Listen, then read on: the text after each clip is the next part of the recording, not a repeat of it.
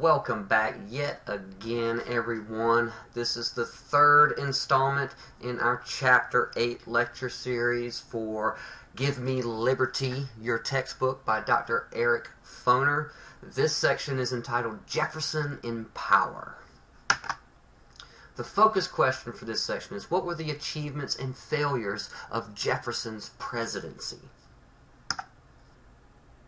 In order to foster a more amiable political discourse in the United States, Jefferson struck a tone of conciliation with Federalists at his inauguration. He stated that both parties shared fundamental principles, they just disagreed on how they should be best applied. However, Jefferson did hope to dismantle as much of the Federalist system as possible. He pardoned those jailed under the Sedition Act. He reduced the size of the Army and Navy. He reduced the number of government employees. He abolished all taxes except for the protective tariffs, and he paid off much of the national debt. Hamilton was right, however, in that Jefferson did not completely uproot national authority as many Federalists feared he might do, or even kill off all of Hamilton's economic plans he had put into place while Secretary of Treasury during the Washington administration. An issue that emerged early in Jefferson's presidency was the issue of judicial review. The Kentucky and Virginia resolutions that we talked about in the last lecture series raised the issue of who had the authority to determine if federal laws were unconstitutional or not. In a landmark Supreme Court decision, Barbary Wars, Madison, Chief Justice John Marshall established the Supreme Court's power to review laws of Congress and the states to determine their constitutionality. Now, controversy remained, however, with not all agreeing with Marshall's decision, and the idea of nullification raised in the Kentucky and Virginia resolutions remained a possibility, at least according to some legal and political thinkers of the day. But Barbary versus Madison did establish this precedent of judicial review that, although rarely used, at least in the early years of the United States, would become over time one of the most fundamental powers of the Supreme Court and an essential check on the power of Congress to pass laws that might conflict with the Constitution. One of the biggest accomplishments of Jefferson's presidency was the Louisiana Purchase. After their defeat in the Haitian Revolution and heavily in debt from its ongoing wars in Europe, France decided to essentially abandon its American colonies. It offered to sell the Louisiana Territory to the United States for a paltry $15 million. Jefferson, excited about this prospect to say the least, bypassed Congress. Now remember, according to the Constitution, Congress had the power of the purse strings. The president did not have that authority to spend or appropriate money as he sees fit. But again, Jefferson bypassed Congress in this instance and authorized the purchase by executive order. Now this went directly contrary to his own principles of small government and the strict adherence to the Constitution.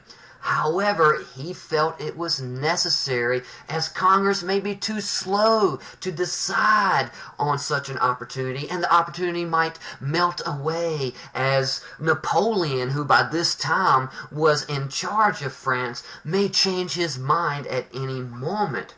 Jefferson saw the addition of all that land. The Louisiana Purchase essentially doubled the size of the United States in one fell swoop. as ensuring his vision of a society of independent farmers, and also ensuring that there would continue to be western lands to expand into, to act as that safety valve according to that frontier theory that we've been discussing throughout this unit. Essentially, in this instance, and this wasn't the only instance of that, Jefferson's pragmatism overcame his ideology when it came to making presidential decisions. And this showed Jefferson's malleability in that he was not a strict ideologue as many painted him as, but was someone who could balance the pros and cons and even at times compromise some of his own beliefs in efforts to promote what he thought might be the greater good. Now the United States had acquired all this land through the Louisiana Purchase. Now it came time to discover exactly what was in that land and who lived there. Jefferson wanted to know more about this recently acquired territory. So he hired Meriwether Lewis and William Clark to lead an expedition that crossed the Louisiana Territory with the ultimate goal of reaching the Pacific Ocean. It had several different aims. It had some scientific aims to study the plants, the animals, the geography, as well as the humans, the Native Americans that inhabited the region. It also had commercial aims, so establishing relations with the Indians of the region, and hopefully to locate a water route to the Pacific Ocean that could be used to facilitate trade. Now, very important person included in this expedition was a young Indian woman named Sacagawea. She was actually married to a white fur trapper, and therefore she spoke English.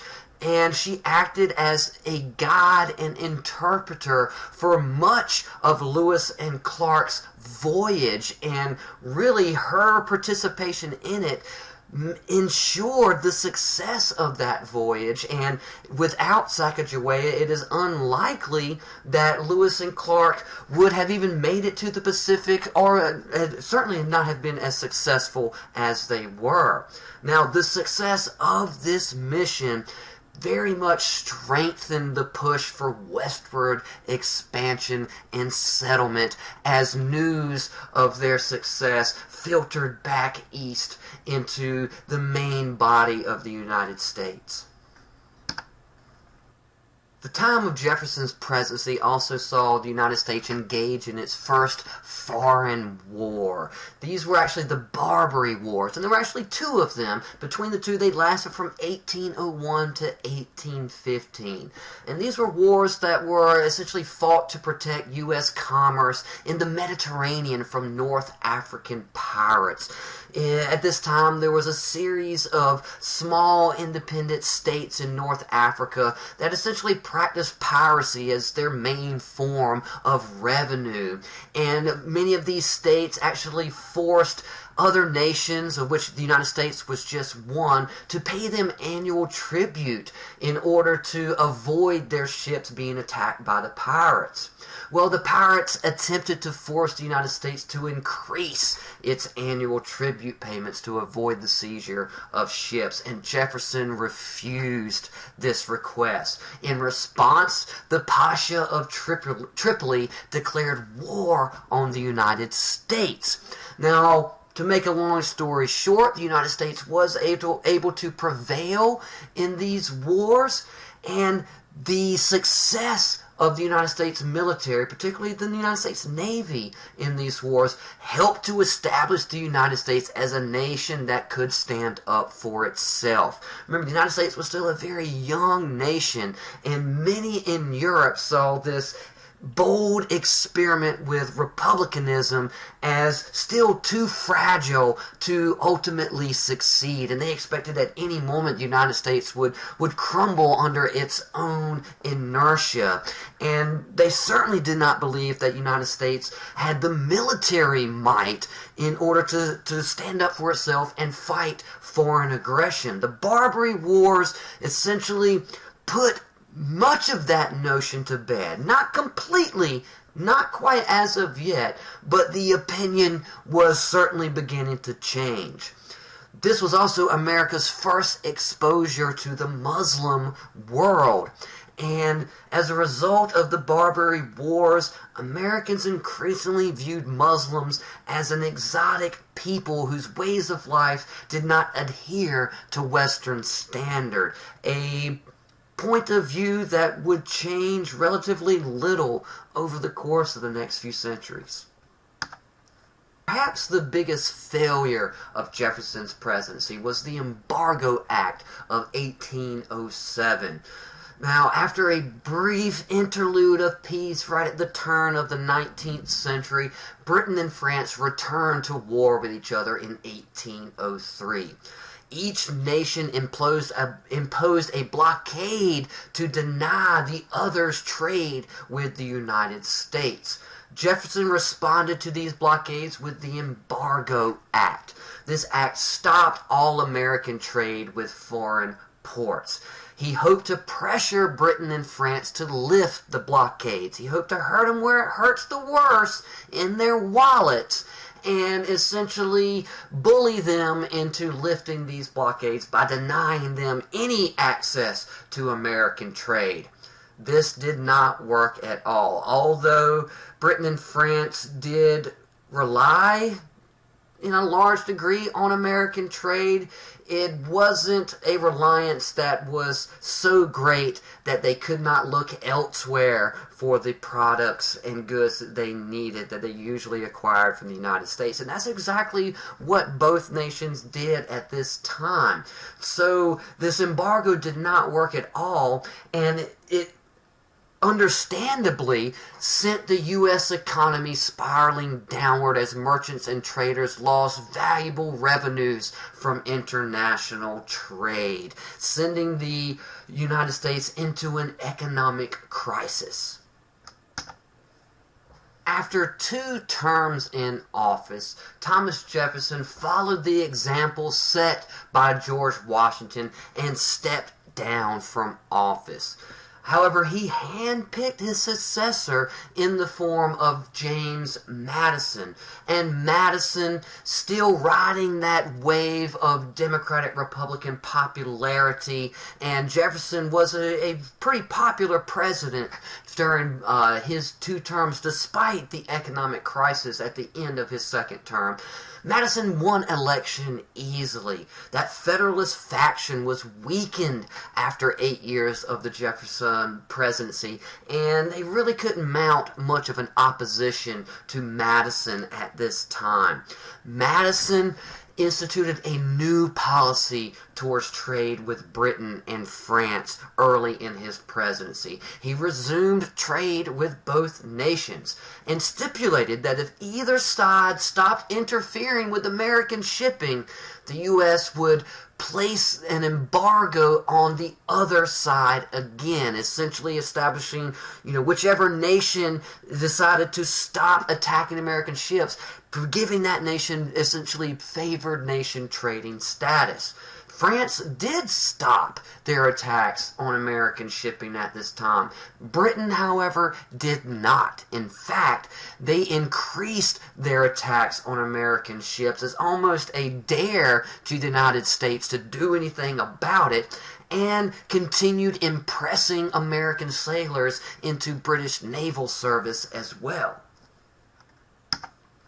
Alright folks, that's it. That's the end of the 3rd installment of our Chapter 8 lecture series. Only one more to go, folks. Hang tight. As always, study hard, and I'll see you soon.